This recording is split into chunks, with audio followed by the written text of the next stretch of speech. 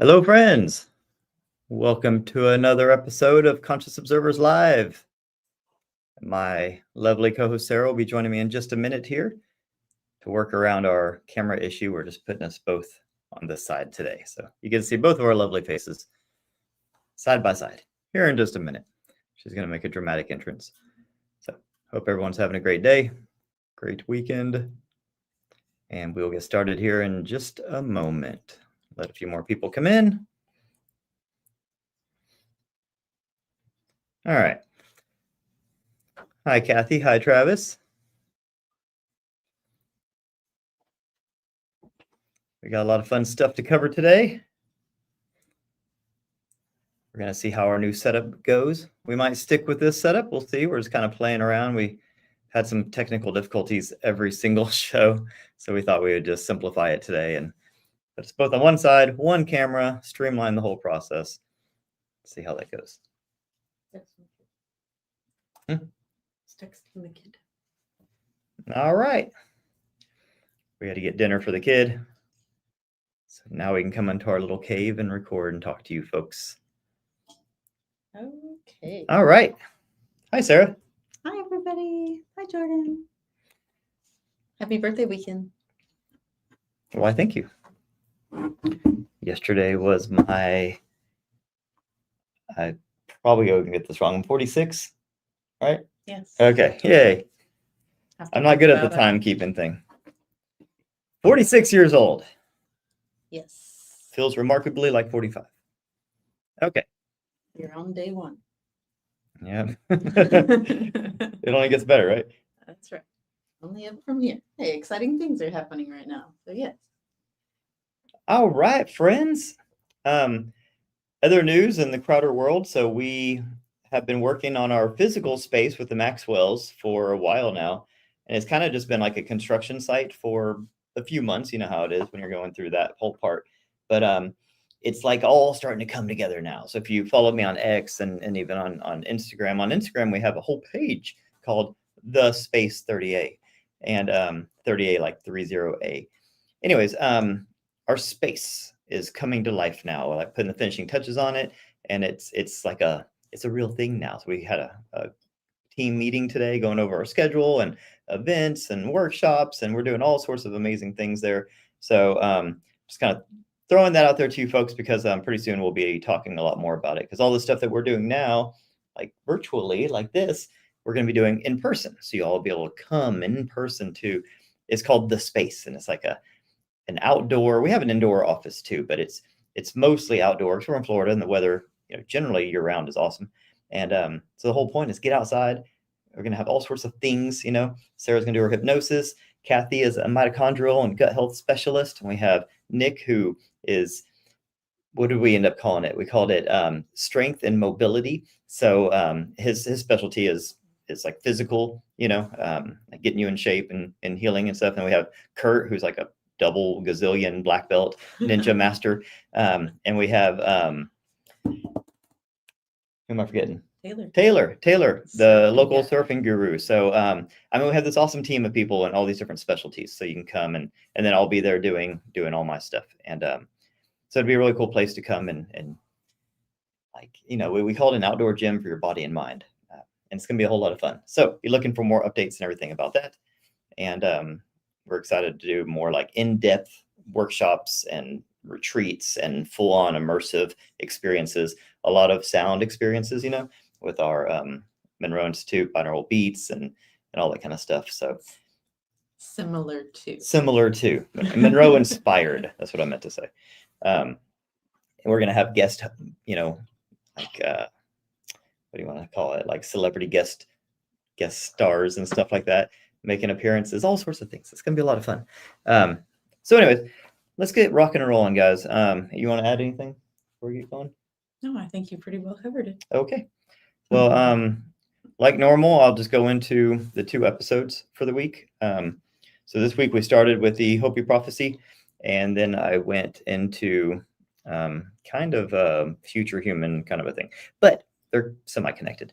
One usually leads into the next. So if you're new here, what we normally do is just kind of recap the week's episodes, and then we go into like a Q&A where you can ask questions and and we just do a whole community thing here. So if you didn't see the Hopi episode, you should go watch it because it's really cool. And Very good. yeah, it's a very interesting because the Hopi people, it's a Native American tribe, kind of in the Four Corners area of America. Was it Utah, Colorado, New Mexico, Arizona? That Four Corners area. And the cool thing about the Hopi is they have this like really in-depth prophecy, kind of where they see the future going. They lay it out in depth, and the Hopi people are still here. So it's not like one of these things where like so many of our prophecies are like thousands of years old and we're trying to like decipher it and decode it, and we're like, what did they mean? Like the Hopi prophecy, we can just go ask them. They have like Hopi elders that go around and give presentations and talk about this stuff. It's very it's documented. So it's really interesting because when you go into the Hopi prophecy, and I didn't really know this. I touched on the Hopi prophecy when I was doing the Chris Bledsoe one because there were so many overlaps between the blue and red star Kachina, which is part of the Hopi prophecy, and Chris Bledsoe's Easter 2026 prophecy. I was like, okay, that's cool. So I was like, well, I touched on it in the previous video and had a bunch of people ask me, they're like, go, harder into Hopi. So I spent a few days researching the Hopi prophecy, and I was like blown away. I was like, dude, I didn't know any of the early parts. Like they go in depth about like their genesis, like where did the Hopi people come from and where were they before they came to America? And I didn't know any of this. So their like kind of genesis story of the Hopi, they say that they came from this, what now is a sunken continent, essentially in the Pacific Ocean. So if you look at where like Hawaii is now, Hawaii, like it's just basically the tops of like volcanoes that are sticking out of the ocean. Yeah. But at one point, that was like a whole continent, according to this, and that matches up perfectly with what we used to call, Mu or Lemuria. Lemuria and Mu are both hypothesized to be in that same area and this civilization out there. And so the Hopi say that they lived out there, this continent, that there was a great flood, and they went, the continent sunk, and they had to flee, and they fled to America, and they fled with the help of the Kachinas. They actually call the main one the Spider Woman. The Spider Woman is sort of the, there's this lady that always keeps coming around, whether it's Hathor or Sophia or, they call her the Spider Lady or, So what's your interpretation of them literally calling her the Spider Woman on like? I don't know. They use a lot of insects and animals for metaphors and stuff. And like, so I didn't want to go too far into what they meant by spider, because what they mean by spider is probably way different than what I'd be like, oh, spider bad. Right. But they're probably like, no, spider good. So who knows? I don't want to, I'll have to look into that part. But, we have like divine feminine, and there's always this sort of like feminine figure that's like a goddess, like a supreme being. And anyway, so the Spider Woman guided them to America, and they went underground in America because I guess it was right after the flood and everything was still real chaotic and everything. So when they went underground in America, they were helped by the ant people. They call them the ant people. And it gets so fascinating because through so many of my stories, we have this recurring thing of the gray aliens, and especially the gray aliens and the Nordics. Like those kind of two archetypes keep coming back. And so when I was going into, I was like, the ant people. So I looked into it. When they describe the ant people, when they draw the ant people, they have all these like petroglyphs. They've like drawn ant people like on rock carvings and stuff out in the desert, and it's perfectly preserved because it's the desert. And the ant people look exactly like the gray aliens. And when they describe them, they even kind of sound like the gray aliens. And so it's really interesting. I'm not saying they are. Maybe the ant people is totally separate than the gray aliens. But I think what we call gray aliens is the ant people. I don't think they are aliens. And I don't think these are ant people. I think they called them ant people because they have big heads, big eyes, little bodies, and they, you know what I mean? It kind of looks like an ant, So they were just like, oh, it looks like an ant and looks like a person. It's an ant person, right? So pretty interesting. So the ant people saved them and helped them and kept them underground until it was safe for them to come up.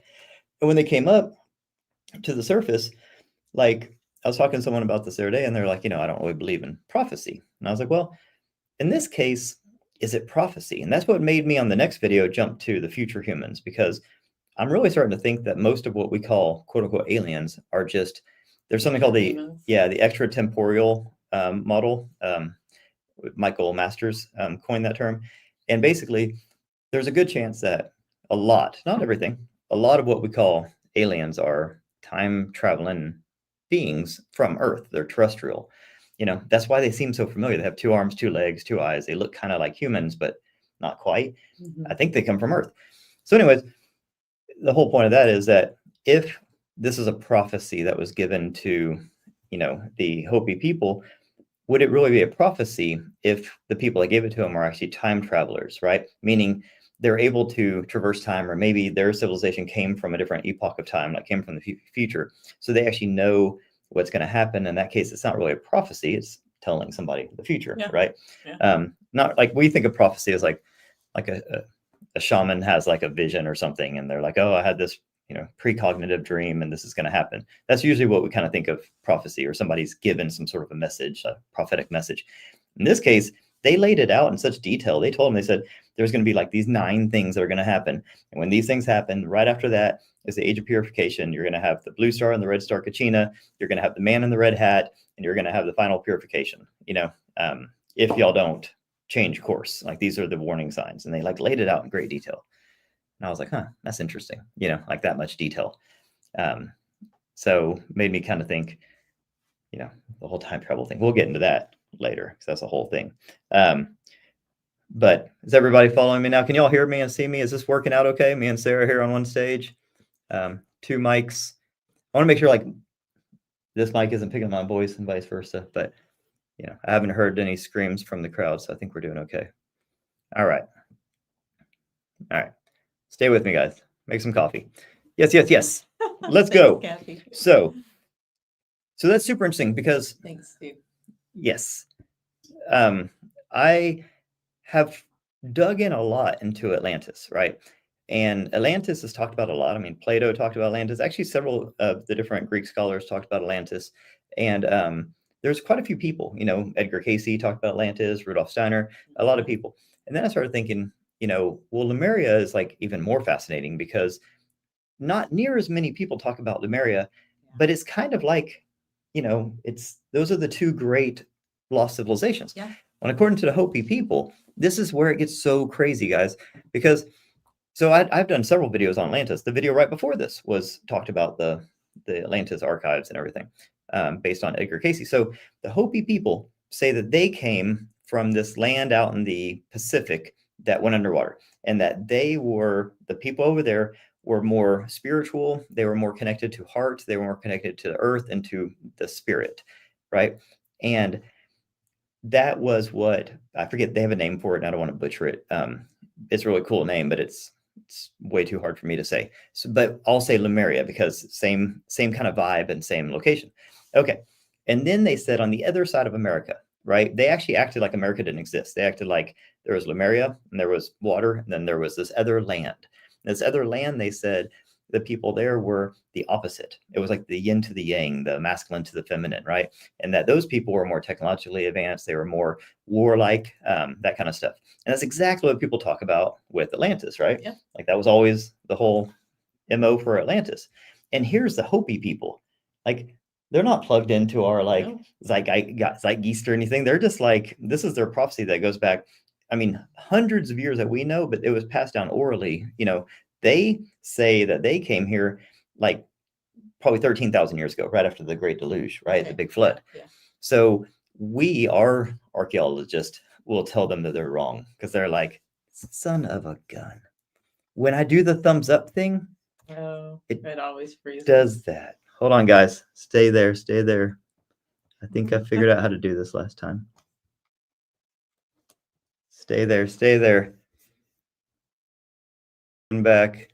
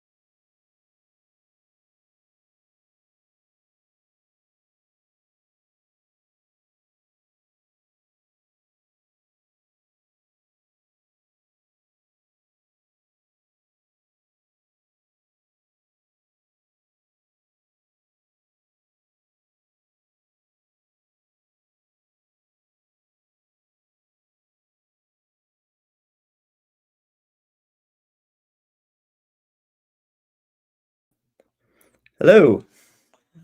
Jesus. Okay. We're back. Okay, No more thumbs up. drop something in the chat if you can see me, just to make sure it's good before I keep going. Give me a big high five. Tell me everything's going to be okay. All right. Cool. Thank you. Okay. Holy shit, guys. So if I do a thumbs up, for some reason, my computer turns my thumbs up into an emoji and it short circuits the whole freaking thing. I don't know why it does it. I didn't tell it to do that, but it does that. And I do a lot of thumbs up. So this is going to be fucking hard. Okay. I'll have to sit on my hands. Okay. All right. Travis gave me 2 thumbs up because I can't do it myself. So those are my surrogate thumbs up. Where was I? Oh, okay. So what they talk about, yes. yeah, they talk about, so when the Great Deluge happened, it was because I'm just going to call them the Atlanteans and the Lemurians because that's what makes sense to me. They had different words for it. But I mean, this has been talked about. So many different people, scholars, cultures have talked about these 2 civilizations. And so essentially, this gets really interesting because what they talk about is that the Lemurians were like the love and light kind of peace, grounded with earth and the great spirit and that kind of stuff. And the Atlanteans on the other side were warlike and more technologically advanced and that kind of stuff. And that the whole point was that at the end of that earth, we're on our 4th earth right now. On the end of that one, there's like these resets. They even the Hopi talk about these cyclical cataclysms that reset everything. And the whole thing was whenever they did the last reset, it's because we had lost balance. Okay. They even said that the Lemurians were out of balance because they are more passionate. They're more connected to heart and stuff. So they get really like emotional, I guess. And when they started like kind of fighting and stuff with the Atlanteans, and again, this is not what the Hopi called them, but that's what I'm calling them. Okay.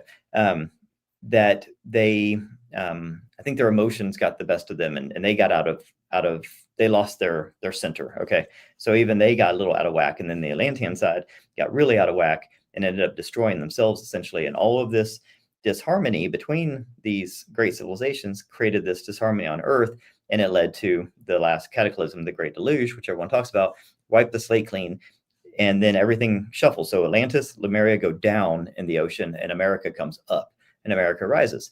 And then the Atlantean side went off to the east and they went and settled in, like they had to reset. Everyone got, kind of brought back to zero. And they went and they created or established things like, the Sumerian, culture, the Babylonian culture onto like Egypt, Greece, Rome, that kind of stuff.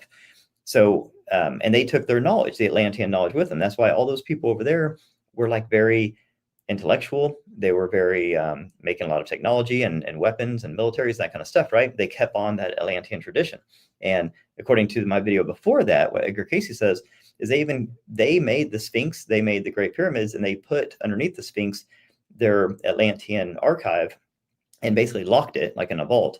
And because in there was basically all of the stuff that destroyed them, the technology and the knowledge and everything that ended up destroying them. So they locked it away, and it's basically locked away behind like a consciousness vault. Like essentially we can't open it until we're at this like consciousness equilibrium and we have proven that we can handle that information. So it's really interesting. But then on the other side, if you think about it, the Hopi people survived the cataclysm too, and they came to America. And it's really interesting, the polarity, because these people, like let's just say, for example, you call it Western culture, say like the Western people over there in Europe, the Egyptians and Greeks and that area, right? Not so much now, it's kind of a mess over there right now, but for like the longest time, that area was like, especially during Alexander the Great's reign and everything, that whole area there in Alexandria and Athens and everything was so far more advanced than anything else on planet Earth. Like they were the top as far as it came to, sciences and philosophy and medicine and that kind of stuff. They were light years ahead of everyone else. But on the other side of the Earth, in America, you have the remnants of Lemuria, right? And not just America, the whole North American continent. And those people they have all the same resources on Earth, right? Like they could have created all those technologies. They could have written all those books. They could have created medicines and they could have done all this stuff, but they didn't, because if you think about it, it's the pedigree, it's the cultures of each people. They were totally happy living off the earth. They're happy, they're healthy, they're doing their thing, they're raising families. They have different clans and tribes, and they have their own like drama and stuff over here. But they weren't in this like arms race, or they weren't like doing all this crazy stuff. They were just happy because they were from the Lemurian side. They're just completely different. Their connection is more to the Great Spirit and to Earth, whereas the Atlantean side is more competitive. They're like, who can make the biggest buildings and the biggest statues and monuments and strongest weapons and all this kind of stuff. So I think it's really interesting because those two like hemispheres, or not, I guess it's both same hemisphere, but you know what I mean, those two sides of the planet, the people both survived cataclysms, both had the same amount of time to progress and develop, and look at how differently they developed. Right. You know, so then what happens? Well, the white man, of course, comes back to America and wreaks havoc. And this is all according to the Hopi. They call him the white man. I didn't. Don't yell at me. But like that's just how they see things and differentiate things. And they actually had admiration for the white man. They're like, okay, because according to the Hopi prophecy, they were told that this was going to happen. It was foreshadowed. Like they said that the people from that side, you know, I'll call them the Atlantean side, we're going to go off and we're going to in this new earth after the cataclysm, we're going to go and create inventions and all this stuff, right? And at a certain point, they were going to come back to this land, and this land is like the center stage for this like spiritual sort of battle that's going on now between like the masculine and the feminine and the, you know, I won't call it the good and evil. It's basically just, you know, you have negative and positive sort of a thing. Like that's kind of the energy. It's not really one's good, one's evil. It's just two different sides of the magnet. And they were told this was going to happen. So when it happened, they actually welcomed it, and they said, you know, okay, well, I mean, obviously, it didn't work out too good for a lot of the Native Americans. Like we have a very dark history there, but this was part of the prophecy, and they knew that this was going to happen, and they knew this was something that they had to endure and sustain. And their job, the Hopi's job, like they're kind of like the stewards of the planet. They're supposed to protect Gaia, Mother Earth.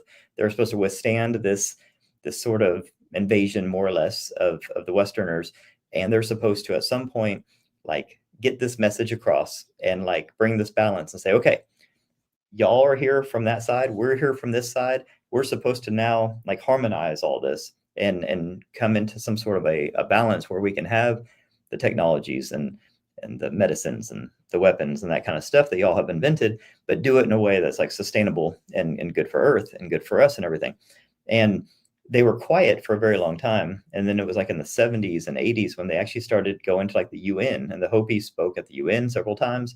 And they were very vocal about this, that, okay, now's the time. Like y'all have had plenty of time to run amok and break shit. Now's the time to like come together because we're entering into this age of purification, because they were given these like 9 signs.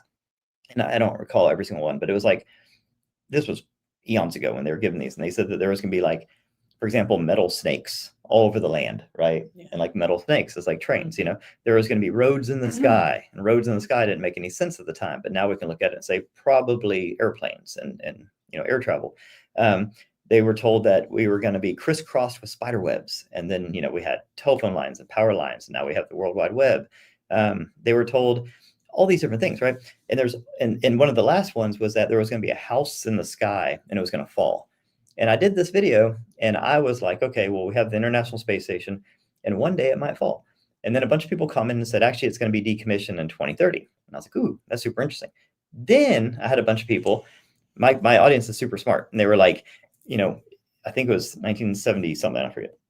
We had Skylab, and Skylab was like this miniature International Space Station that did fall, right? And I haven't looked into that, even though it sounds like a crazy interesting story. So I want to dive into that. But so that was like a house in the sky, like a house in the sky that fell. So when you look at these things, you're like, huh, like I think we've done all 9, because the other ones are obvious that we've done. Like I forget all of them, but it was, as you go down the list, you're like, yep, you know. So that's when the Hopi were like, okay, we've done all the things, now it's go time. And that's when they started speaking at the UN and being more vocal. Because before that, they don't embrace technology and stuff. So these were oral traditions and stuff. But then all of a sudden their Hopi elders were like, it's time, we have to tell the world because we're running out of time.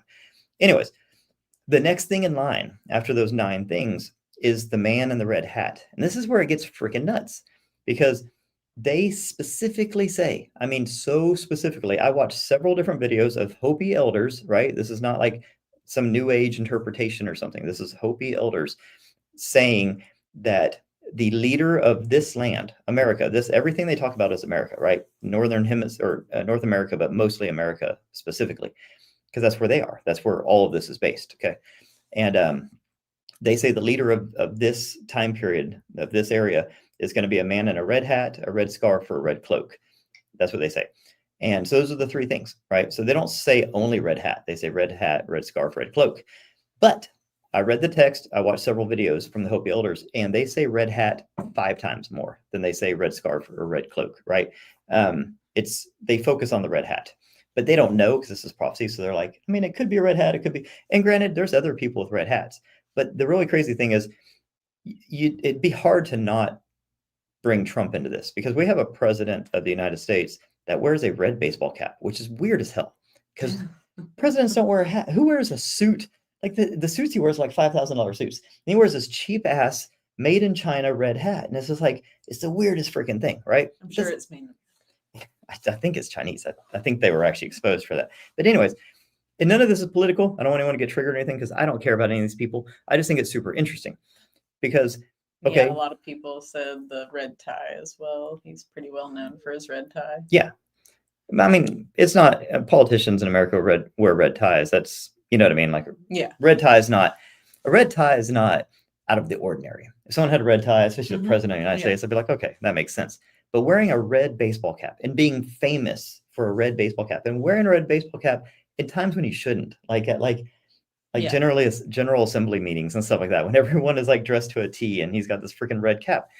So that to me is this strange symbolism, right? Like, I think he does it as like a PR thing, right? But like the symbolism behind that, the red and the symbolism is wild.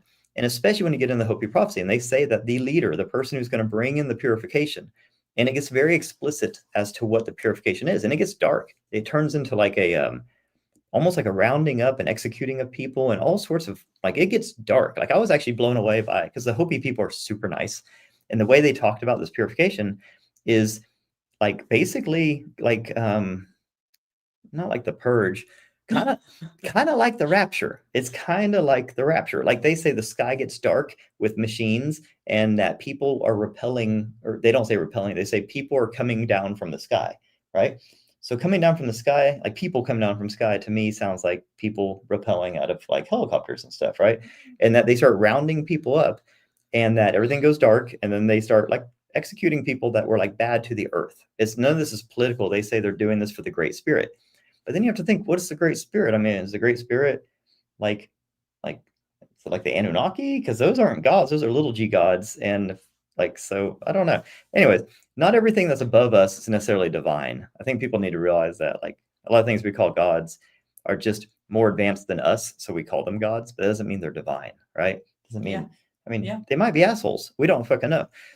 We just have to, reserve judgment and just think, just because something's older and ancient and more advanced than us doesn't mean necessarily that it's good. Doesn't mean it's bad. We don't know. It could be either one, right? Yeah. So anyways, because their prophecy is weird. I mean, it's dark and twisted. And so much of it is happening right now. I mean, rounding up of people. So there's something called Noahide laws, and Noahide laws goes way back to like the Crusades and stuff, which is basically like whenever governments get really fundamentalist, like with religion, they'll like endow certain powers on themselves and say, okay, we are the chosen people. God loves us, so we can do things that other people can't do. And if we have to like do some whack shit, we can, because the big guy likes us. Yeah. And it's this like righteousness, and they call it Noahide laws, and it basically just gives them the power and authority to do these messed up things that they wouldn't normally be able to do, because they say that they're doing God's work. And that's what you don't want is people in power to have extra power, like this power that exceeds any sort of earthly limitations. That's an insane amount of power. That's what the Noahide laws are. And when I was listening to this Hopi elder describe this like purification, I was like, Jesus, like this sounds like the Crusades, Yeah, what it sounded like, it's crazy. And And I don't think it's the Hopi people saying this. This is what they've been told. This has been passed down. It makes you wonder who passed that down and why. Or when they just say it's prophecy, it's not them necessarily saying this is what we want to happen. They're saying this is what will happen if y'all don't change your course. You know what I mean? Right. And now we're watching the seeds of this being planted, these like seeds of civil war, these seeds of like, rounding people up, like they're doing now and doing these kinds of things. And you're like, okay, well, right now it's still at a manageable level. But I mean, as you see National Guard deploying to cities and you see, buildup of military and in the Gulf and everything, because they're talking about like invading Venezuela. It's like, okay, well, now we're starting to see military kind of going out in America. That's new. We're starting to see like building up of ships and stuff in the Gulf and in Puerto Rico. That's new. We're starting to see like all this whack stuff happen. And it's like, so I'm listening to these Hopi elders back in the 1970s describing this stuff. And I'm like, dude, like we're doing that stuff. Okay. So then the next part is the red star, blue star Kachina. Kachina is the Hopi word for star people. So it gets crazy because like, I don't know how many videos I've done where even I don't force these things. I don't just like I'm not just like, you don't seek a certain... I'm not like, oh, let's just throw in some Nordics and pepper in some gray aliens just for fun. You know what I mean? Like these things just keep poking their heads up in my my investigations here. And here's another one where I did not expect to go into the Hopi prophecy and start talking about gray aliens and Nordics. But when you go into the Hopi prophecy, they talk about how the ant people kind of saved them, took them underground, and told them all this stuff. And then the Kachinas are star people. And when they describe the star people, they say they're tall, they're radiant, they're glowy, that kind of stuff. And it's like, that's how people describe like the Nordics, Pleiadians, that archetype of extraterrestrial. And it's like, okay, so now we're talking again about, star people and gray aliens. So, it's just, it just keeps coming back. And that's why I don't think these things are aliens, because they've been around Earth for a long time. They they're very they're a part of all of our cultures and civilizations. They're always there whenever things go bad. They're always there when things go good. When we have the resets and the floods are there. When we're restarting civilization, they're there. Like they're always there. And it's like, why are they always there? Like that's weird. Yeah. If they were aliens, they wouldn't always be there. Like they have their own places. I mean, if you can go anywhere in the universe, why are they just buzzing around here for thousands and thousands of years? 100%. So it's like they're here, they're from here, they're part of this. Different cultures call them different things. Some call them angels, some call them aliens, some call them Pleiadians, some call them Kachinas. I was digging into the Dogon tribe, and they have a different word for them. But all these different people talk about the same thing. So the Kachina is just a star person in the Hopi tribe, but part of their prophecy, they actually have this thing called the red star and blue star Kachina, and that's right before we get to like the not good part of the purification, is when there's going to be this blue star comes first, and that's this like awakening. Okay, it's supposed to be the last ditch effort. Like it's like boom, like you fuckers have not listened to anything we've said. All the times we've tried to get y'all to like come together and get over your differences and respect the earth and respect each other and respect the great spirit and all this stuff, and you're still fighting, still warring, still polluting, still doing all this stuff. And there's this last ditch effort where there's this blue star kind of awakening, kind of celestial event, right? Something happens that's just so profound and big. They talk about it. They say the blue star Kachina will go into the center, the center of Earth, like they describe it almost like a courtyard of Earth, and take off its mask, right? Yeah, and take off its mask. And that's this unveiling, like the truth, like here's the truth, here's the unmasking. And that is supposed to be this huge consciousness like explosion, right? And then right after that, the red star comes in, and the red star is like the reset, the purification. And basically what they say is that the red star, this is where it kind of gets into like the rapture type stuff, because the red star, according to the Hopi, don't yell at me, takes out everybody. This is the way they make it sound. Takes out everybody that's not, I guess after the blue star comes through and kind of like raises everyone's awareness and vibration and consciousness and everything, if you still at that point have not woken up, if you still at that point are warring, are service to self, are negative, are doing evil stuff, then you're gone. That's how the Hopi prophecy kind of makes it sound, which is very similar to like the rapture and Armageddon and all the other things that happen. It makes it sound almost like these resets are like a vibrational, like a frequency thing. Yeah. Not so much like a fire and brimstone. It's more of like a frequency. Like if you're on this, it's kind of like what Dolores Cannon talked about, the two earths. I was gonna say. Yeah. So if you're on a certain frequency, you go to the new earth. Yeah. If you're on a different frequency, you stay on the old earth. So nothing bad necessarily happens to you. It's not like everyone dies or anything. Yeah. It's that you just don't move on. It's like there's a split. Like she described it like a cell splitting into two. And on the new earth, like you go into this new earth and it's amazing and beautiful and everything. And the other people just stay there. They just, nothing changes. And they're just like, same day, same everything, except by that point it's bad. It's like really, really not good. So this is kind of the whole prophecy. And the point of the man in the red hat is just that when we have that man in the red hat, that's this like telltale sign that we're there, and like shit. I mean, we're there. I mean, how can you not? I mean, I don't know how many of these damn prophecy video things I've done reluctantly, because I'm not like a big prophecy person. I just think like these things just keep coming. And it's like, okay, we're there, guys. But what they tell you, the Hopi are very adamant about this, is that none of this is like set in stone. Like the whole point of all this is that they're giving you all of these like off ramps. They're basically saying, hey, here's all of these chances to fix it or to correct it or to at least save yourself. And the way you save yourself is by living what they call the Hopi way. And the Hopi way is connect to earth, is to treat earth with respect, treat your body with respect, because your body is a byproduct of earth, because if we are organic beings, we're born from this earth. And so we're just an extension of earth. We're like a tree, so treat yourself good and treat the earth good. Be respectful to everything, to other beings, to other plants, to animals, to earth, to everything. And just, it doesn't mean you can't use electricity or technology. It doesn't mean to be a Luddite or anything. It just means like live in balance, like don't overdo it, like just like live in balance and harmony.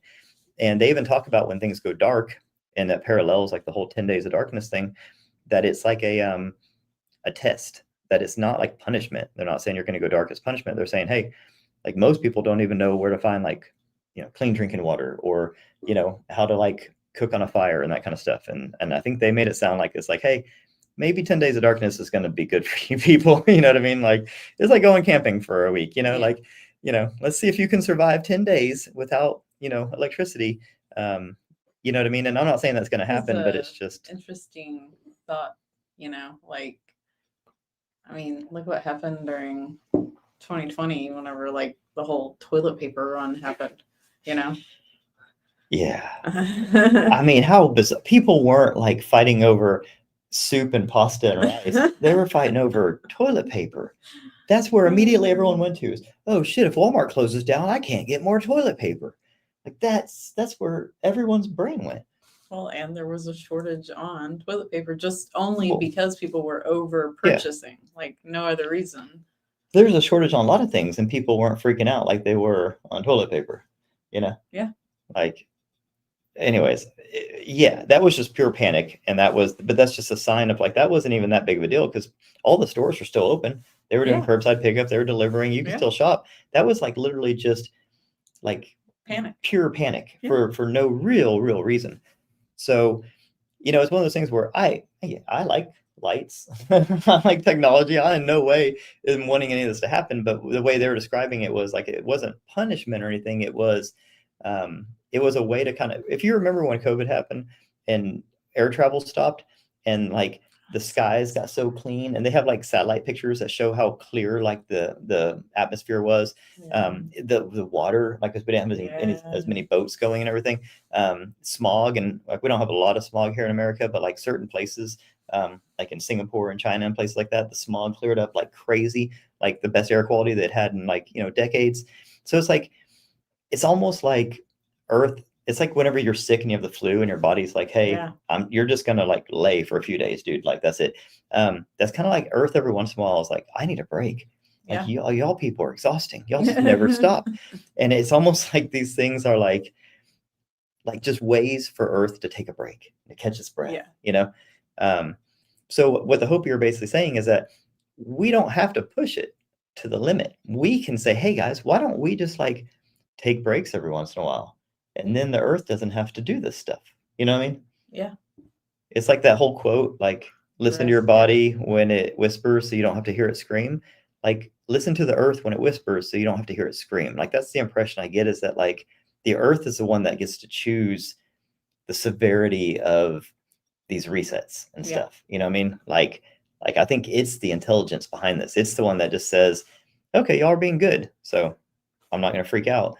Or it's going to be like, hey guys, I've had enough. You know what I mean? So that's kind of the whole point of the Hopi prophecy, is like, it's not over yet. We still have the control. You know, we get to choose how this plays out. It's not looking great, but I have, for some reason, I still have faith in humanity. So, anywho, that was that. Good night. I'm not just kidding. Last night on X, I was messing with people. I found some video I did a long time ago that's like one of my most mind twisty, kind of just mind melting things. And like, it was late, and I was like, huh, if anyone's still awake right now, I'm just going to throw this out there and y'all can watch this right before you go to bed. And they kind of went like a little viral. Anyways, I won't leave y'all like that. We have more to talk about. First Okay, off, so are you gonna go to the next episode, or do you want to read some comments on well, let's see. Let's see what the people are saying. I like you people.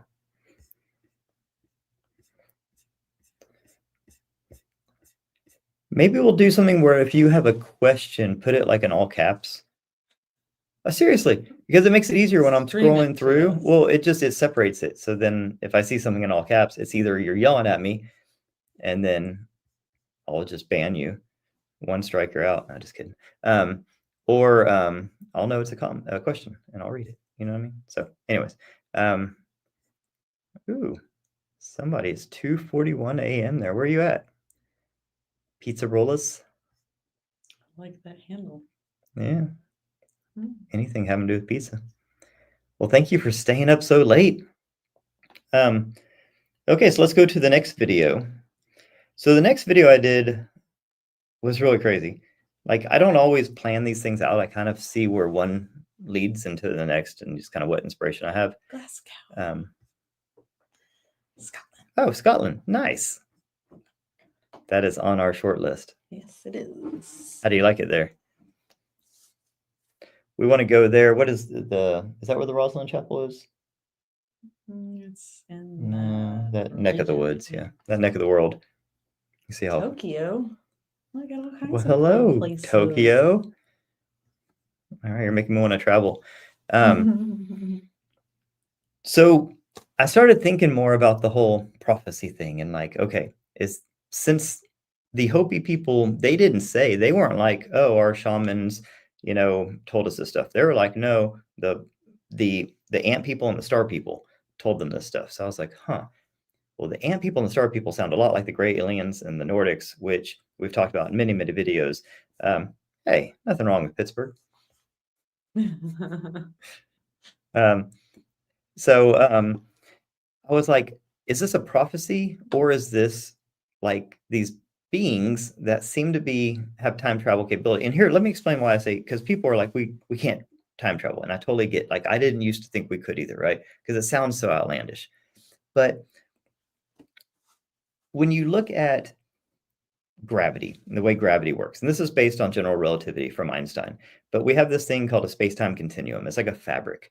And essentially, if you manipulate space, you also manipulate time, because space and time are intrinsically linked. So whenever, okay, let's give one more chance, Scorpio person.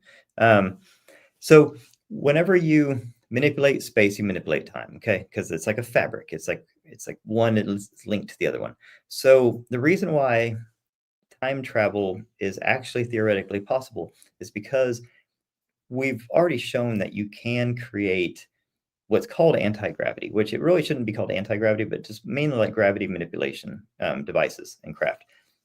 So say somebody created, which they've been trying to do, and there's even a lot of really smart people that think that we mastered this in the late 40s and early 50s, because there was all these anti-gravity, they called them G machines back then. And there was all these G machine companies that were on the verge, the cusp of breakthroughs in anti-gravity. And all of a sudden they went dark, like just boom, gone, And so it's like, yeah, it's really crazy. So there was ads running. There was who was it? Not Lockheed, because Lockheed wasn't around at this point. It was Martin. So Martin Aerospace had these ads running in like different magazines and stuff that said the G machines are coming, and it showed this like cool like aircraft thing, and it was like they even said like we're so close to cracking anti-gravity, da da. And back then it was kind of like AI. It was like the new cool thing, and all the people were working on anti-gravity. And Martin Aerospace ended up turning into, that's what Lockheed Martin is now. So that's where the word Lockheed Martin is. It used to be Martin Aerospace. And their anti-gravity programs went underground. They just went dark. This is back in the 50s. So this is when like Operation Paperclip happened, and we got all the German scientists that knew all their stuff.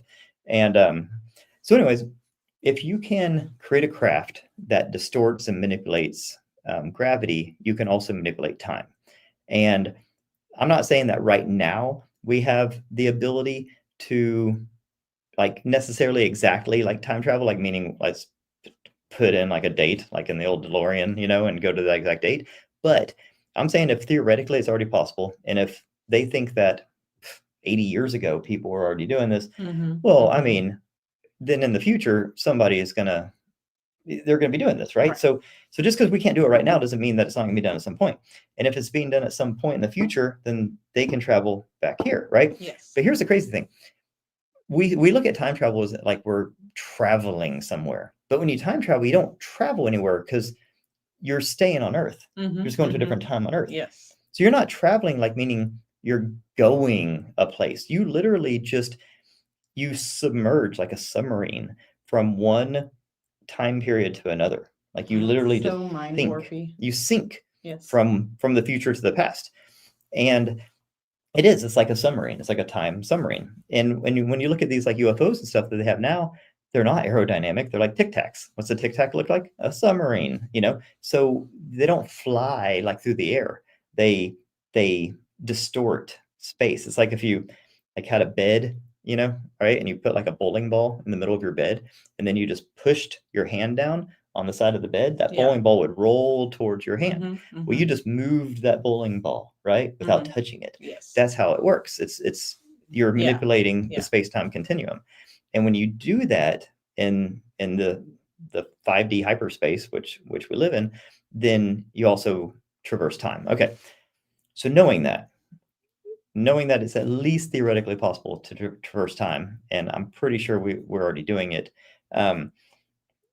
you cannot rule out that the things that we see on Earth that we call aliens, and these crafts that we call UFOs, and these beings that we think are otherworldly from other planets and all this kind of stuff, that those are just humans or some type of being from Earth, but from the future. See what I'm saying? Yes. Okay.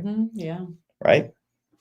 I mean, and what if they're coming back in time? Because let's say we went down this path and we did the 9 things, and then we had the man in the red stupid hat, and then we went through the whole purification and all the bad things happen, and they're like, hey guys, we've seen this movie, and they're literally like telling the people, they're like, hey Hopi, y'all are nice, y'all are going to be here for a while, like y'all need to spread this message, kind of a thing.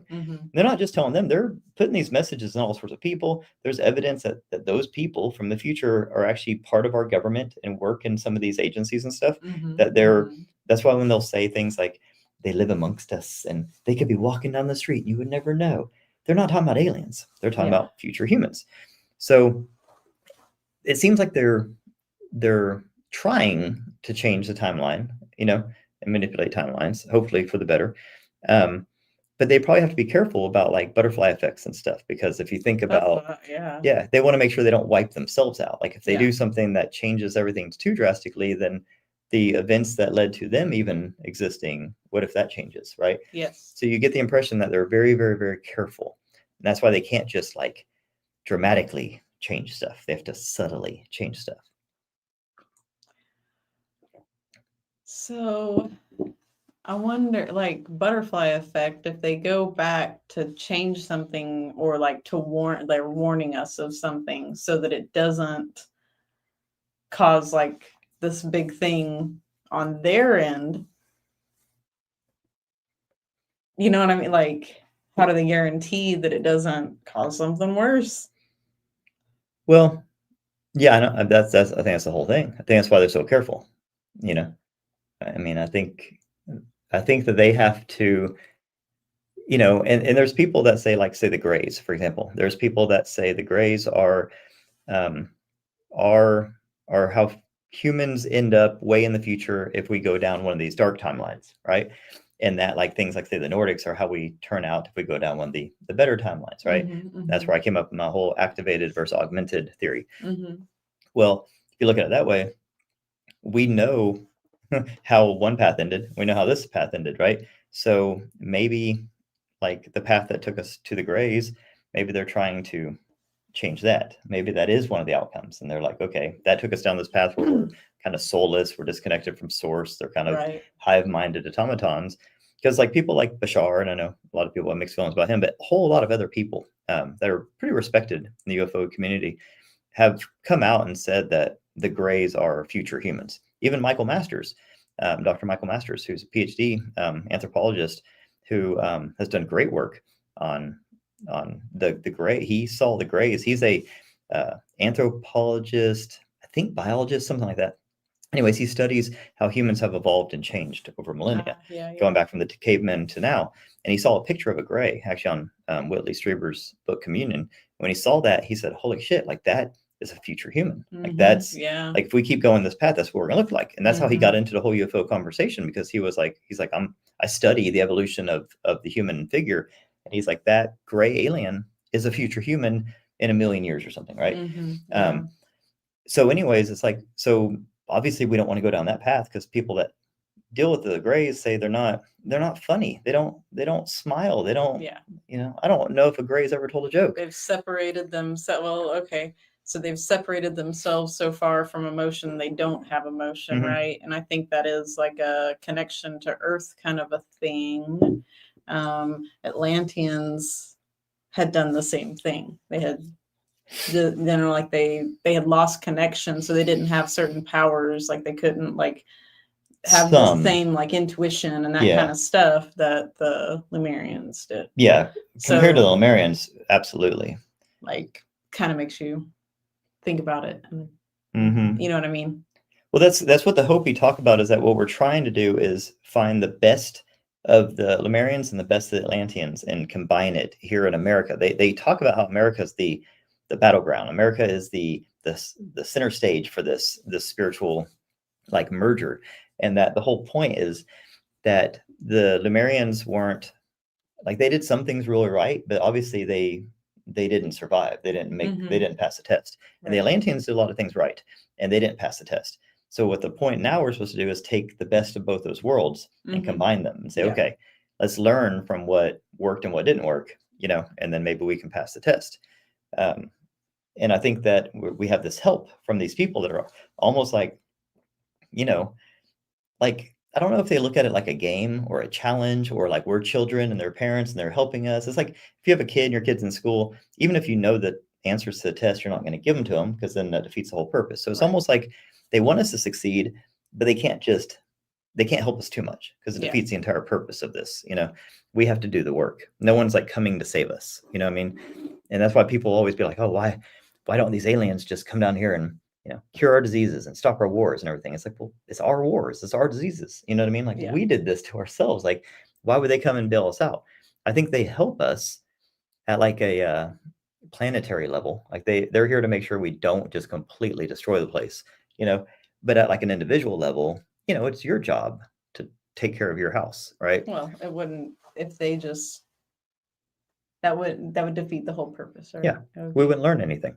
So Fred asked from Alberta, Canada, if like the Mandela effect is like them going back in time, but slowly and gently changing things for a better result. Yeah. I mean, because there's some pretty serious Yeah. Mandela effects that I'm like, yeah, no. let's say there was people that could edit and manipulate timelines, that could like say something. I mean, I've been pretty vocal about this stuff. I've done many videos on it. I talked a lot on X about how I think that certain things that have happened, like let's go back to Trump. Okay, when Trump was shot in whatever that place was, I said that that was such a strange event, and the things that happened that day were so strange and didn't make any sense.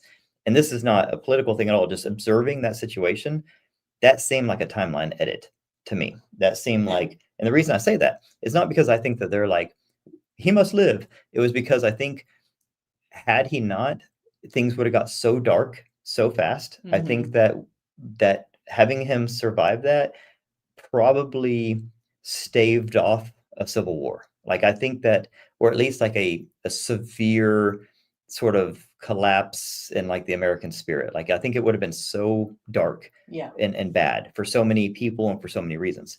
And that seemed to me like a timeline edit, right? It was a strange event. The way he survived was strange. There was several still shots of what looked like the spheres, like UFOs in the background, buzzing around the background, like at the time it happened. That would be them making edits and change, like little, like because they move so fast. You only see them if you like stop the video. And I think that these spheres is what they use. The spheres are part of what we'd call the Nordics, what they use, and not the glowing orbs, but the actual metallic spheres. It's like a technology, and I think they can use that to edit these timelines. And that was a timeline edit. So you got to think, going back to the Mandela effect, if you edit a timeline, like if you literally change something from happening, it's going to have ripple effects. You know, that's what the butterfly effect is. And I think that we see it in these weird, like sometimes, you know how things just feel weird. People will be like, everything feels weird as hell today. Like things just don't feel real or normal or whatever. And sometimes there's just a weird vibe and weird feeling, and things just seem a little out of sorts. I think that that's a byproduct of the timeline edits that the managers, the people doing all this, are just okay with. They're like, hey, this, you know, y'all feeling a little weird for a little bit is way better than the entire world eating itself alive, right? And I really think that there's just these things that they have to do just to preserve the human race and to preserve the timelines. And even if it has some negative consequences, they have to look at what's best for the whole. You know what I mean? Yeah. That's what I think. I don't think it has anything to do with favoritism or anything like that. I think it's just management of the system, you know? And I think, yeah, the Mandela effects are a real consequence of that for sure.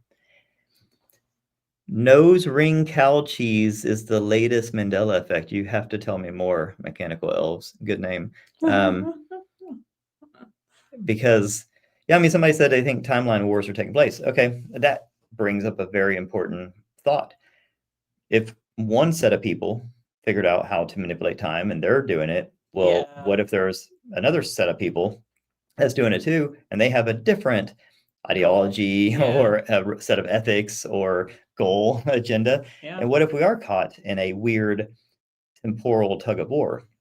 That's what it feels like. Because people talk about, like even like Tom DeLonge. So Tom DeLonge spent years to the Stars Academy having like classified briefings with high up intelligence people, right?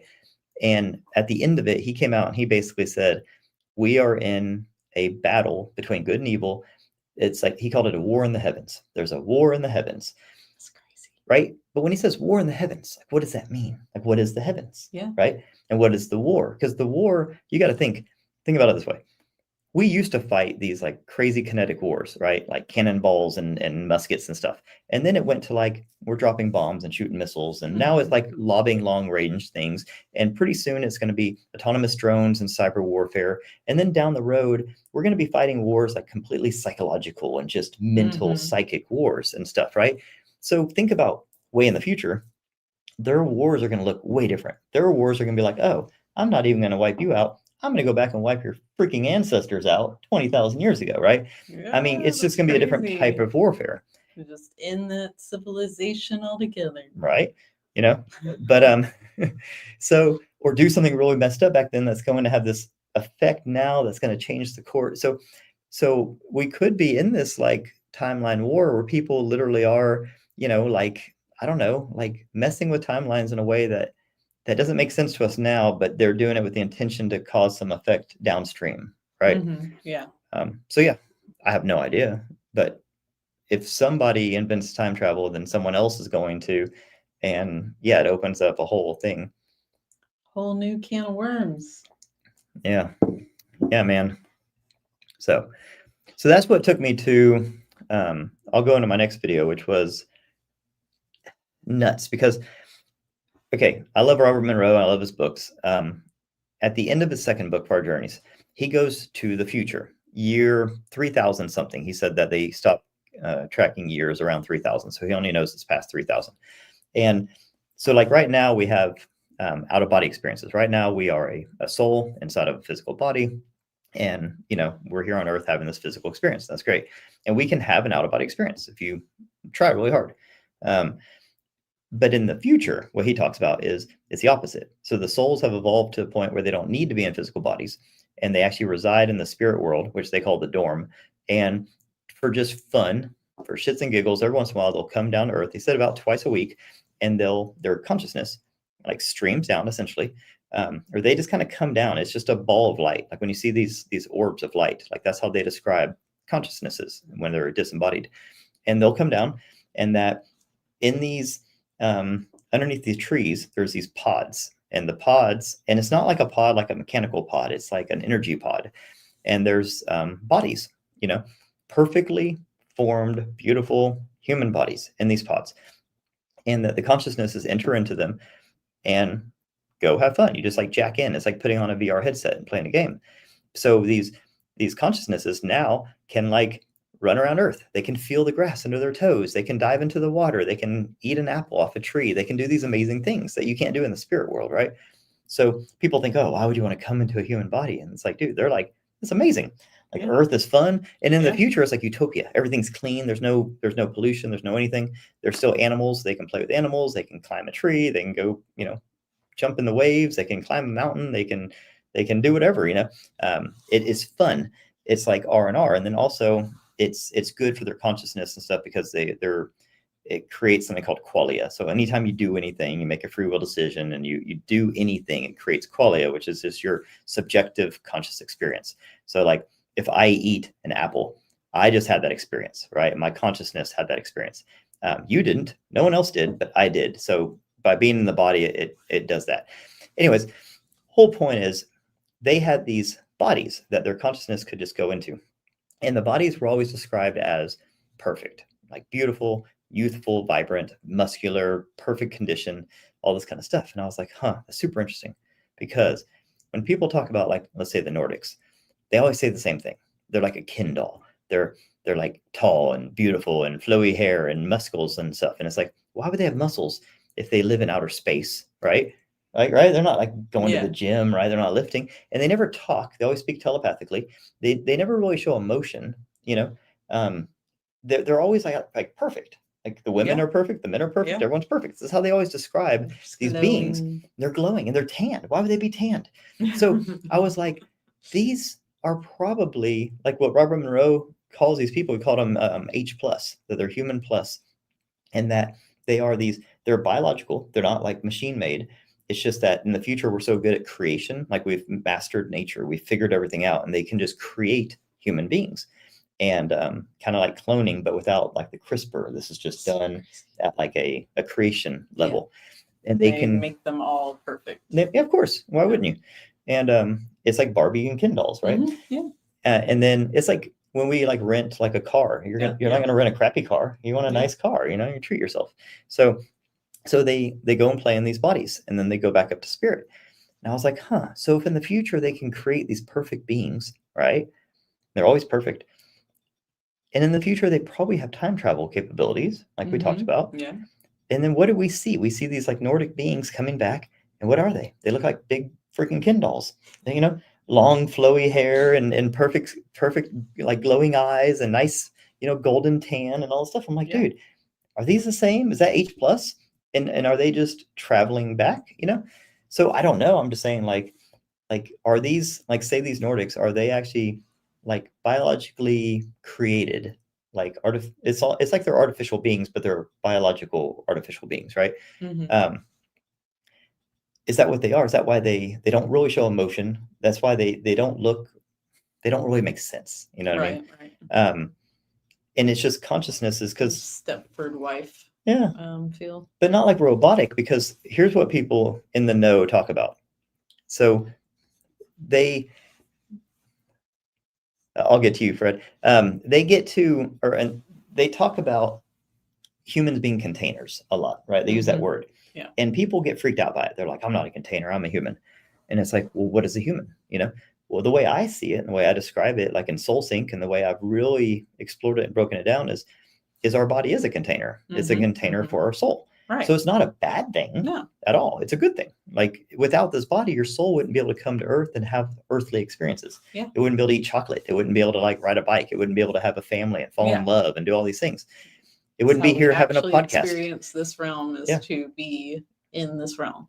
Yeah. So your soul needs the body to be physical, because the soul isn't physical. Yeah. So the body is a container for the soul. Yeah. It's not a bad thing. It's what it is.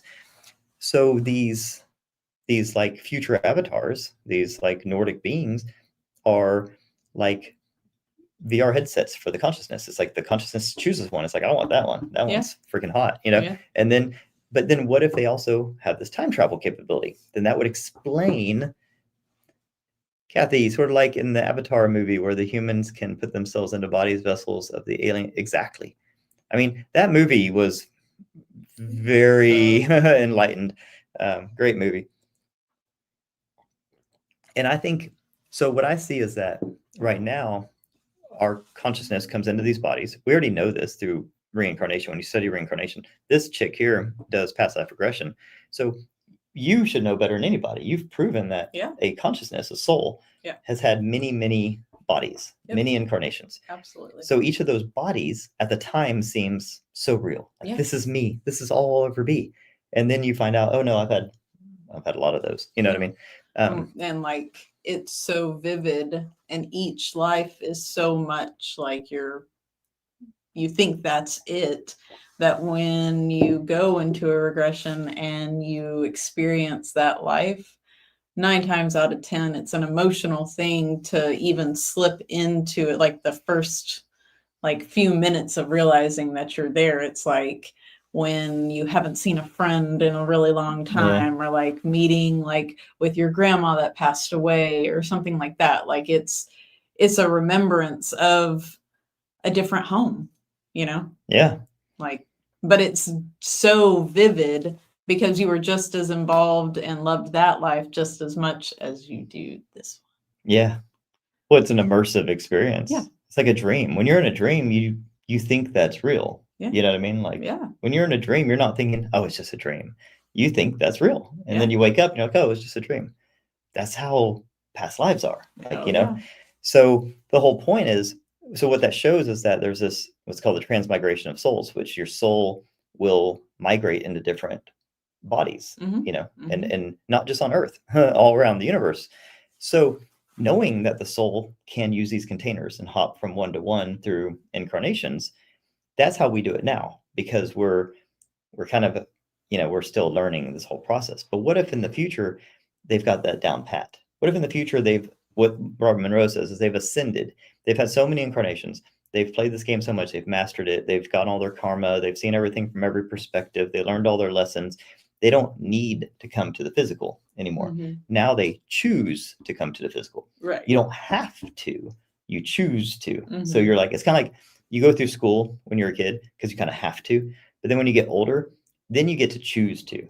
Like right now, I can be like, you know what? I want to take some courses. So I'm going to take some courses, but I don't have to. Right. I think that's kind of how it is. In the future, we'll get to the point where they want to. They're like, hey, you know what? Let's go down and be humans for a day. Let's go have some fun. And then they go back to spirit. Yeah. So we've actually kind of shown that that's possible. That's a thing.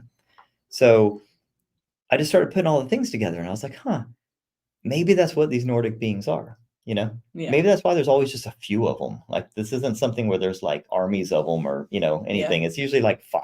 You know what I mean? It's Yeah. not like thousands or anything. It's because when they talk about the humans on Earth in the future, Robert Monroe goes or showing them all around Earth and everything, showing them all the different humans, and there's not many. It's Yeah. like it's like it's very select. It's like most souls had already clicked out and gone to the next level, next stage. Yeah. So there was not very many people left on Earth. There's not very many souls in the dorm. Most souls have already gone on to whatever they're going to do next. Yeah. So, and one last note on that. This is where it gets even weirder. So, yeah, just when you think it can't get weirder, we find a way. So they talk about how, so say in the dorm around Earth, right? There's like, it's all the human souls. So these are souls that know what it's like to be human. They go back and forth and all that kind of stuff. But every once in a while, like a consciousness will come from somewhere else, right? Like non-human consciousness. And it'll be like, hey, I want to come in. I want to play. I want to do this. That looks like fun. And they're like, cool. Well, first, you got to go back and you have to do like a tutorial. You have to do a training life so that you can see what it's like to be human before we're going to put you down. Because they have like a utopia in the future. They're like, we don't want just some randos coming in and messing shit up. So they're like, you got to go back and see what it's like to be a human and then learn some lessons and all that kind of stuff. And then if you still want to go down there, then at that point you can because you've had your training. Where do they send them for training? Freaking here now. That's why there's 8 billion of us. Time to come. Yeah, right. They're like, if you go back there and you do all that and you still want to be human, then we'll give it to you. But he talks about how they actually send them back in time, not just to this time period. They can go back to any time period, really, but that this is a popular one. And that, like, literally, that's why sometimes you might run into people who you're like, that's a freaking alien in a human body, right? And that might be a first time, and they're not like a star seed. Like Dolores Cannon talks about star seeds being like, they came here on a mission. They're like here to help humanity and raise vibration. These are literally like tourists. They're like literally they're alien consciousnesses that have never been human. Some of them don't even know much about human beings at all, that are thrown into a human life just so they can have the human experience. And then when it's over, they go back to the future where they started, and then they get to the option to go into the H+. So that's crazy to think about, isn't it? It's like the ultimate simulation. Yeah, it is. It's a big video game. But that's wild. So if you ever meet someone that you swear is an alien, probably is. They could be. They could very well be. Yeah, right. I know a few. And then that also explains why there seems to be like managers, people like, because like it's like they're not going to send them back and then. So what's an NPC? I have a very interesting theory on NPCs. We'll get into that in a minute. But like, if they send these consciousnesses back, then they also have to have like they have to like manage this. They have to like have oversight, right? Oh yeah. So is that like what some wreaking havoc? Yeah. So you notice how there's like abductions and stuff, right? And people will be like, oh my God, like, so and so was abducted by a UFO and they put an implant in them or did some tweaks to them or whatever. And we're like, people are like, that's evil. These aliens got to be stopped. It's like, well, what if what if they're abducting? What if the UFO abductions is stuff like this? Like, it's literally, they're in this program and they're like, okay, like we have to do something to your body or something, you know what I mean? Like, what if it's part of this program, So from us outsiders, we look at it and be like, that's crazy that they abducted that person. But what if it's just, it's kind of like, sometimes they'll shoot a gazelle with a tranquilizer dart and throw it in a Jeep and they'll do some upkeep on it and they'll drop it back off. And the gazelle's like, what the fuck was that? But like, we don't look at it as evil. We're like, no, that was a nice thing for those biologists to do. Right. So I don't know. It might be something like that. Wild stuff, right? So you want to answer the NPC question now? Yeah. Well, I mean, there's different ways that you can define NPC. So if you mean that it's a human body that has zero soul, like just it's a non-player character, there's no soul, no consciousness in it at all. Dolores Cannon called those backdrop characters, backdrop people. She said she thought like 20% of the world was backdrop people. Basically just like fillers, like extras on a movie, right? I don't know. I've changed my tune on that. I used to totally think that How do you know I'm not an NPC? You don't. Yeah. How do you know I'm not AI? You don't know shit anymore. I could be anything. This could be a prosthetic mask. So I used to think that like half the world was an NPC, just because when you go out and you people watch, just like, but then, especially in tourist places. but when I started, so I am creating a course called Soul Sync where I really, really go deep in all this. And what I've realized is that you're two things in one. You're a human self and a higher self. You're a physical body and a non-physical consciousness. And your physical body only cares about survival. Its whole job is survive, survive, survive, right? It's ego, survival, power, lust, that kind of stuff. Your higher self comes into the human self, and it has all sorts of things it wants to do, all sorts of missions and goals and things it wants to accomplish. Well, there's always this internal tension between the human self and the higher self, because the human self doesn't really care about the higher self's more, I don't know, like conscious-based, missions, because that usually gets in the way of its survival protocol. So a lot of times the body, the physical body, will suppress the consciousness and just kind of keep it at bay, and sometimes even disconnect it altogether, because it's getting in the way. And then usually what happens is the higher self will jockey for position and influence. And if it can't get through, it will burst through with some sort of like a Kundalini style awakening, or it'll orchestrate some sort of a near-death experience or a UFO encounter or a spiritual awakening. Something will happen that all of a sudden you'll be like, boom, holy shit. It's like a jack in a box exploding. And that's your consciousness. That's your higher self reasserting its dominance on top, saying, hey, I got stuff to do too. It's my turn.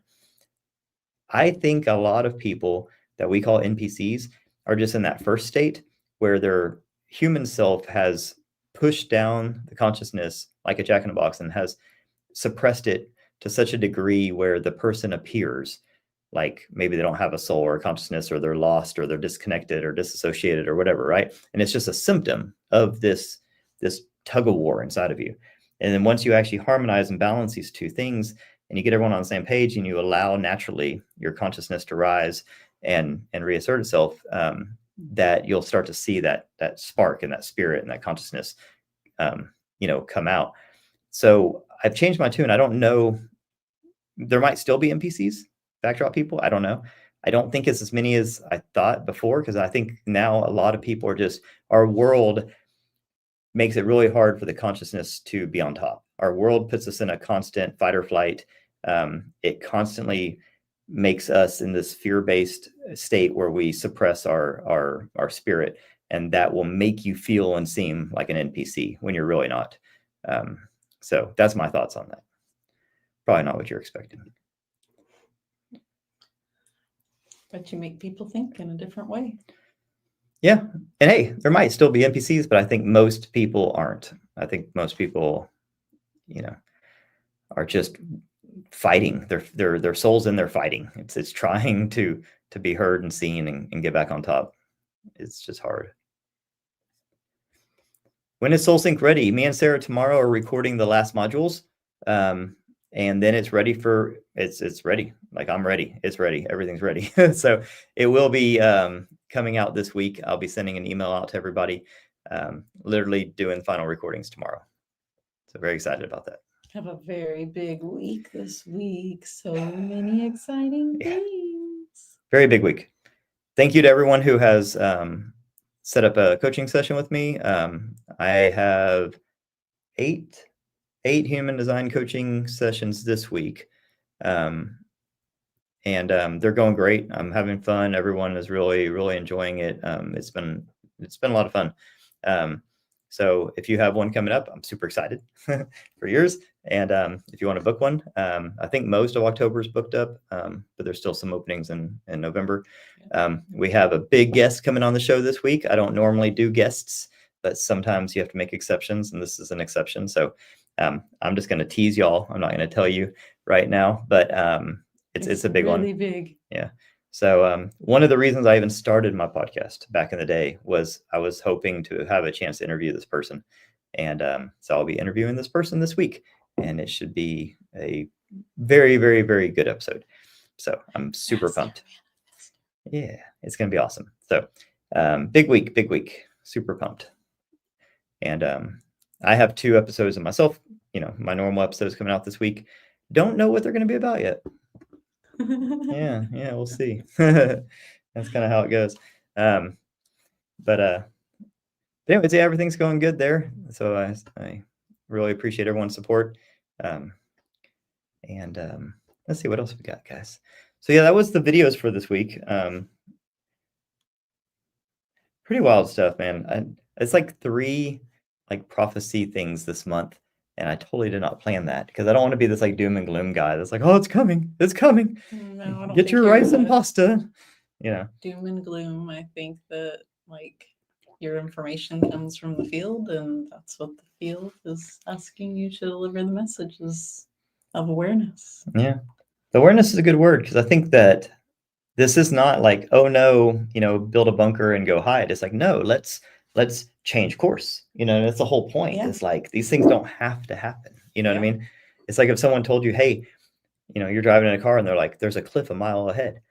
You're not just going to keep driving, right? At some point, you're going to turn, right? Absolutely. Like, so that's what we just keep going in the straight line. There, all these people, like, hey, there's a cliff coming up, mile ahead. We're like, yeah, we're good. And they're like, hey, half a mile. Like, yeah, I heard you. Quarter mile. Like, hey, shush, we know what we're doing. It's like we just keep driving in the straight line. So at some point, something's got to change. Nothing changes if nothing changes. So I think as more of the stuff comes out, hopefully people just start. It doesn't take crazy changes. You don't have to like go live in a log cabin in the mountains and have a windmill or anything, even though that sounds awesome. It just means like start making changes. Like we need to like kind of dial it back. We're going so like they're talking about right now. I heard them saying that like these AI centers are using so much processing power and electricity that we're running out of data centers and we're running out of ways to do it on Earth. And they're thinking about putting data centers in space so that we can power and run our AI from these space-based data centers because we can't do it from Earth anymore. It's like, hold on. If we've tapped out Earth, that means we need to stop. We just need to stop. It doesn't mean let's go to space and do it there.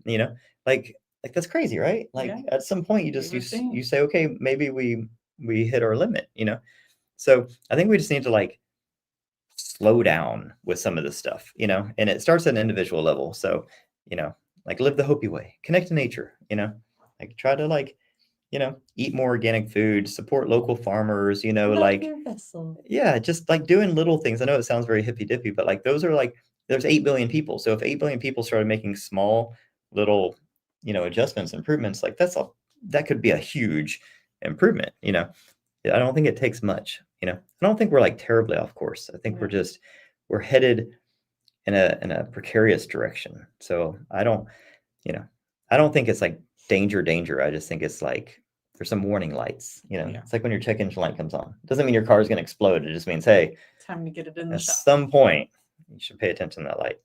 So, anyways, our glasses lens colors are mitochondria related. Like we're trying to get our circadian rhythm on track. Oh, somebody asked? Yes. Yeah. Yeah. So these ones take out like 99.9% of the blue rays or blue light. So it's supposed to be better for, obviously you want blue light, especially in the morning. It's all about like balancing your circadian rhythm to like the natural, thing. And our friend Kathy's she's a mitochondrial expert.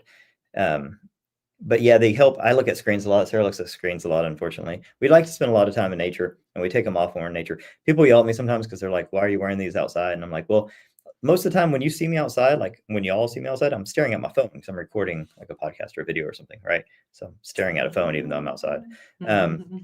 But generally speaking, you want blue light in the morning, but you don't want it at night because it suppresses like melatonin production. So I put these on after sunset. Yep. And mine are prescriptions, so sometimes I do wear them way more than I should. But it has helped tremendously with my sleep. So it's night and day. Amazing. It shaved like an hour off my sleep time because I'm an insomniac. So I started going to bed around an hour earlier, and the only change I made was wearing these glasses. Yep. So I was like, that's crazy. It works. Yeah. I got them from Zenni, zenni.com. It's just an online can get prescription glasses. And it's really cool because you get to pick your frames, pick your lenses, whatever. So I've had a lot of people ask me. I try to reply to everyone, but yeah, it's not like a fashion statement type thing. It's they're just supposed to be really good, and I do tell a difference. Well, I also switched to red, but they're like so dark I can't see the screens and stuff. Like they're for in the middle of the night whenever you get up to go to the bathroom and stuff. Yeah, but I can't like read the red. It puts a comments red and tint stuff. on everything, and it kind of It's a messes with me. very heavy red tint. The orange tint is kind of like sepia. It doesn't. You get used to it. It's Yeah. not too bad. When you take It's them a off, good it's one crazy to though, because it makes everything start real with. blue. You know, like when you take them off, everything is crazy blue. Yeah. You know? Yeah. And I'm blind as a bat, so if I don't wear them, I can't see anything. So I gotta wear them. You had a few questions about Three-Eye Atlas. If you wanted to give any updates, have you? Yeah, I was on a podcast the other day, the Nephilim Death Squad. I don't know why they call themselves that. They're funny guys. Yeah, they sent me a message and asked if I can come on their show last minute. They have a big show. They said they were number 18 in America in all podcast, like earlier this month. Nice. Yeah, I don't think they're there anymore. I think it was like a brief dip, but they were freaking out. Anyways, cool guys. And I was on their show and we talked a lot about Three-Eye Atlas, and that episode's dropping this week. So yeah, I saw a trailer for it that SpectraVision actually shared. Oh, for real? Mhm. That's cool.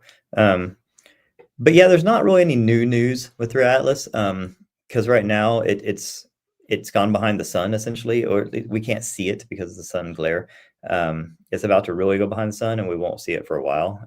We're not going to see it until I think the beginning of December or end of November, because even when it's not behind the sun from us, this glare of the sun, because it's like this tiny little speck, and we don't have any satellites or anything over there. So it's weird. It's going to hit its perihelion on October 30th, which is when it's going to be the closest to the sun. So it's going to be shedding the most of its organic material, and also where it's going to have the most amount of plasma, because the sun, the radiation from the sun actually causes this thing called sublimation. So basically, you got to look at a comet as it's like a dirty snowball. It's like this dirty snowball flying through space, and it's frozen solid because space is cold as hell. And when it gets close to the sun, the radiation from the sun makes it melt, and it goes from like a solid, like frozen solid ice, to gas instantly. It's called sublimation. And when it does that, it ionizes. And then at the same time that that's happening, the sun puts out like a wind. It's called solar wind. It's it's solar wind. It's like basically the charged particles from the sun have this like velocity to them. And when they hit the comet, when they hit anything, it strips the electrons out of it. And when it does that, it creates plasma, and it ionizes the whole freaking thing. And it turns this comet, this ice ball, into this like plasma, it puts like this plasma force field type thing around it, right? And that's like this lattice. It turns into this like dusty complex plasma, which has this like lattice kind of structure to it, which can carry and transmit information. We're just finding this out. And so I propose that what Three-Eye Atlas is more of like a seed of information. And it also has organic matter and cyanide. And cyanide has been shown to be the prebiotics for life. They even think that a cyanide-rich comet is what delivered the ingredients for life to Earth way back in the day before we had oxygen. And because we think of cyanide is bad, because cyanide robs your body of oxygen and kills you. But to a planet without oxygen, cyanide's very, very good. It's prebiotics. It's like nutrients for life. And it actually is what takes things. It's the bridge that goes from inorganic matter to organic matter. You have to have cyanide in the different things. It creates RNA. So it's actually really important for life. And this thing has a lot of cyanide to it, and a fair amount. And anyway, so that's, as it ionizes, all that starts to come off and shed. And as it zips through our system, it's leaving a trail of organic matter behind it. And it's also emitting information. And when you look at it from like a human design astrology point of view, everything in our solar system, like at any given time, like depending on where everything is, the sun, the earth, the moon, all the planets, everything, depending on where everything is, you take a snapshot at any time and boom, that can translate into information, or that is information. You can decode that information and you can figure things out. That's how I can tell you your human design chart. That's how astrologers can tell you what kind of job you should get, who you should marry, like all these different things based on this stuff. They can tell you like what's going to happen next month, like what kind of energies we're going to have and what kind of like things to expect based on the arrangement of celestial bodies in the solar system. So we're in a closed system. And we know where everything is and how everything acts. And we know that when this is here and this is here and this is here, it translates to this kind of behavior and archetypes, yada, yada, whatever. Well, what we don't know is when an interstellar object just kind of throws itself into the mix, what that does. We don't know what kind of energy that brings. We don't know how that affects other things. We don't know how that translates. So that's what's so interesting about Three Atlas. All these, people are out there talking about it's a spaceship, mothership, dropping off drones and all this stuff. Like there's zero evidence for any of that nonsense. I think it's far more interesting than that. I think it's essentially like we're in the gut of the universe and it's like a pill that's delivering information and kind of nutrients to us. But we don't know what all that stuff is.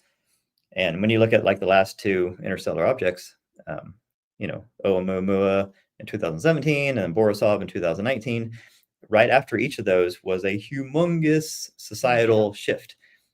Right after Oumuamua came official UFO disclosure with the New York Times report. And then 2019, right after Borisov, came COVID.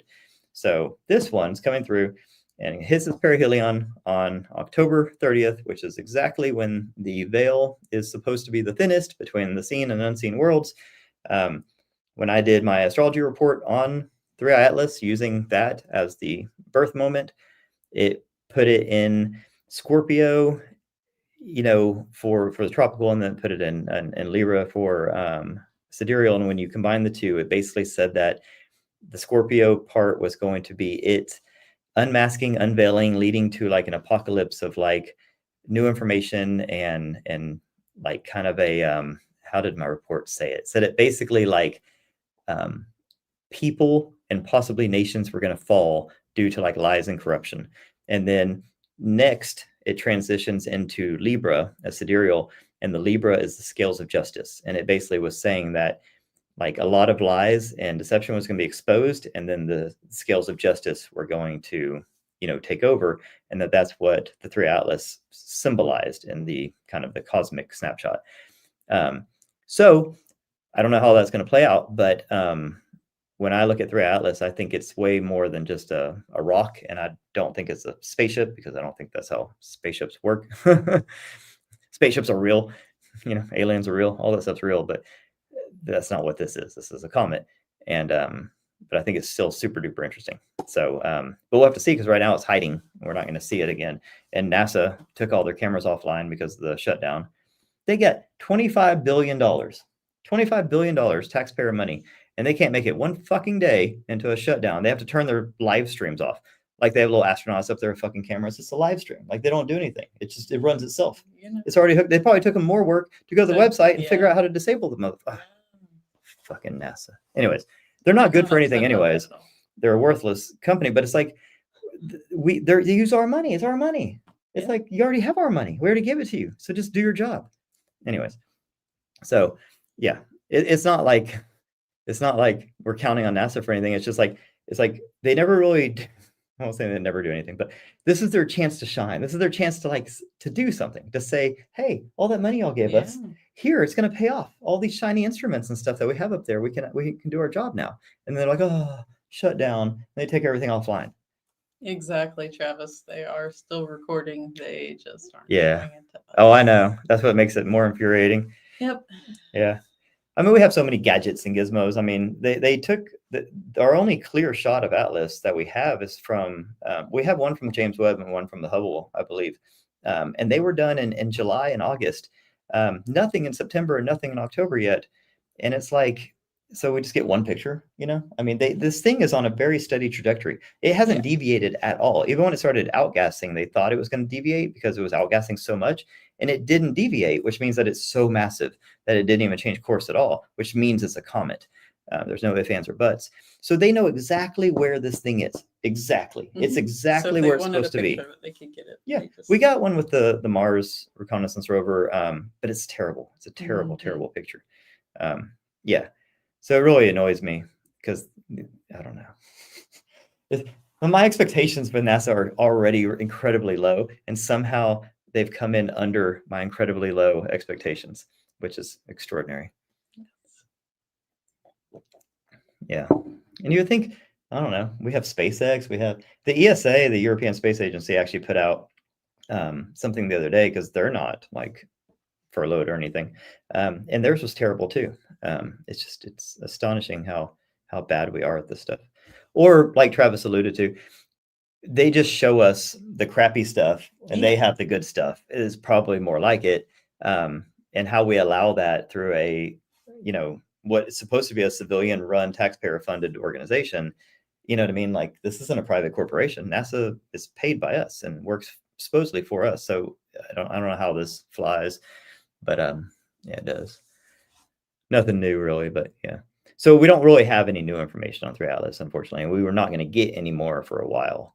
So you're just going to see wild speculation. You're going to see clickbait out the wazoo. You're going to see the most outlandish thing because so Avi goes out there and starts saying, he's a Harvard astrophysicist, and he starts saying all these, Yahoo things.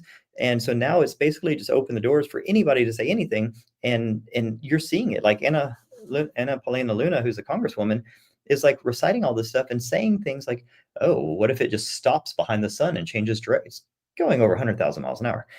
What if it just stops behind the sun, changes direction, and comes back and drops a bunch of drones, UFO drones over Earth? And people are like, is that a possibility? And they're like, I don't know. It's like, what the are we just saying anything? Like, that's crazy. Like, these are the people that are supposed to be like super rational, and they're just saying anything now. So I don't know. I mean, I know my take on it is out there, but my take on it is way more grounded than the people that are supposed to be the experts. So I don't know what to tell you guys anymore. I do like the Red Hot Chili Peppers. To what? The last comment. Oh. Yeah, I think space is a little more complicated than that. I don't think it's fake. I just don't think it's what we think it is. You know what I mean? Like, I don't think it's a projected hologram necessarily. I mean, there is a holographic aspect to all of the universe. That's been all but proven, but it's not like our space is fake, like we're in this like little containment thing, I don't think that. Because I mean, then where did 3 Atlas come from? Why even create this trajectory and have it do all this stuff? Like, why even make it? Like, why even, you know what I mean? Like, if this was all fake, like, why even introduce 3 Atlas? Like, what would even be the point if space was fake? Look here, not there. Well, look here, but then don't even show anything. Like all the hysteria is just made from like people on X and stuff. Like it's not even like the government's barely even talking about it. You know what I mean? So it's not like the government's out there like, hey, everyone, look at 3 Atlas. Like besides Anna Paulina, she's just because she's got done doing Joe Rogan and Danny Jones. She's just on like a little whirlwind tour. But the rest of the government, they're all just arguing about Gaza and tariffs and stuff. Like I don't see anybody in the actual government talking about Atlas.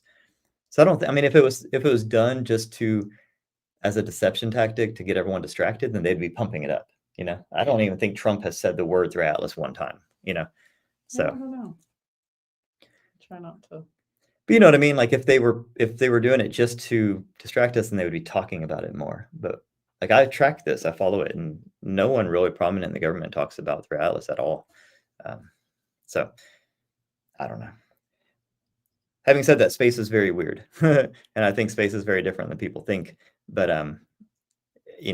just to say it's flat out fake, I don't know. Like I don't think it's fake. It's just way different. But I mean, reality is way different than most people think. Oh, yeah. I don't think people realize what reality really is. So space is just as real as anything else, which is not very real. In a way, you could say everything's fake. I mean, if you drill down into the atomic level of this, if you keep digging, you're going to get to nothing but vortices of energy. There is no matter. There's no physicality to anything, So the fact they're not talking about it's a bit worrying. Yeah, I don't know. I don't know if it'd be better if they were talking about it or not. There's so much already confusion going on. I don't know. It makes you realize that when things like this happen, you don't really have anyone to turn to, Just like whenever like COVID happened and we're like, oh, our health experts will guide us through this. And then we're like, oh, our health experts don't know what they're talking about. Oh, look, our health experts are paid off by Big Pharma. Like when something like this happens, we think, oh, and I'm not sitting here saying I expect NASA to be our guides here, but they are the space experts. And then you realize, oh, they're no more the space experts than like the FDA is the health experts. You know what I mean? It's all a farce, which is why they should stop getting our money. So I don't know who you really turn to in a time like this. You can turn to me. Thank goodness for that's Jordan Crowder. that is sad if that's what we're down to. But anyways, yeah, so those are my way thoughts. more hopeful than what the government's putting out there. Yeah, I mean, I just try to look at everything like in a very, very, very subjective way. Like I really do try to like take all my own filters out and look at something and say, okay, what could this actually be? Not what I think it is, not what I hope it is, not what I want it to be, but like what is it? You know what I mean?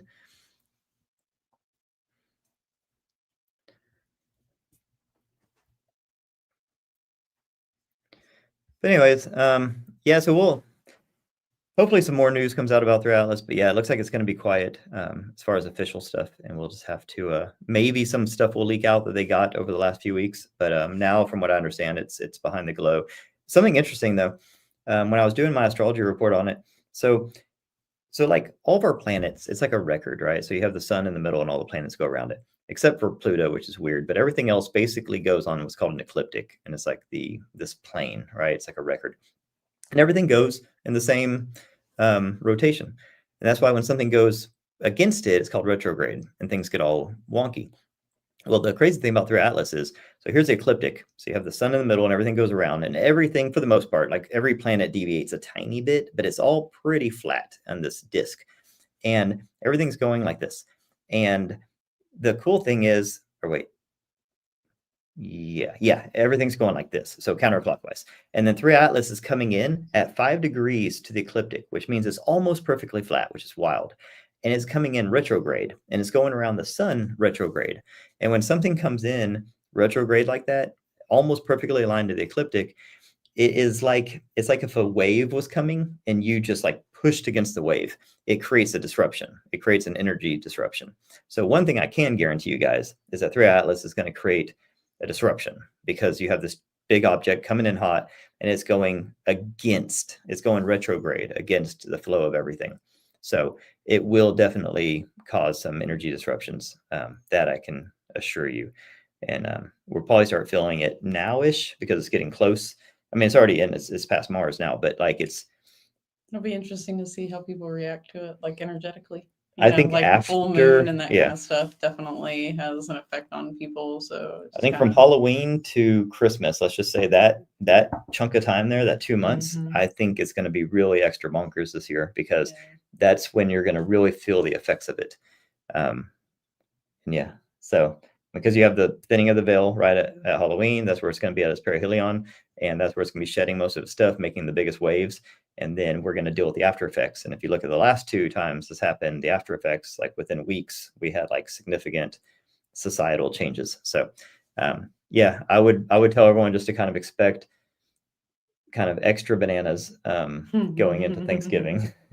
Extra bananas. Yeah, extra bananas. I don't know how to prepare for extra bananas. Just if things get weird, just don't freak out. Just be like, oh, okay, yeah, Jordan told us extra bananas. So Kathy will make us all the banana bread. Yep, when life hands you extra bananas, make banana bread, right? Something like that. Good to me. Okay. Yep. So anyways, it's gonna be interesting. It's gonna be interesting. No, I did not catch the live stream. Yeah, get your toilet paper. When things go bananas, make sure you get your toilet paper.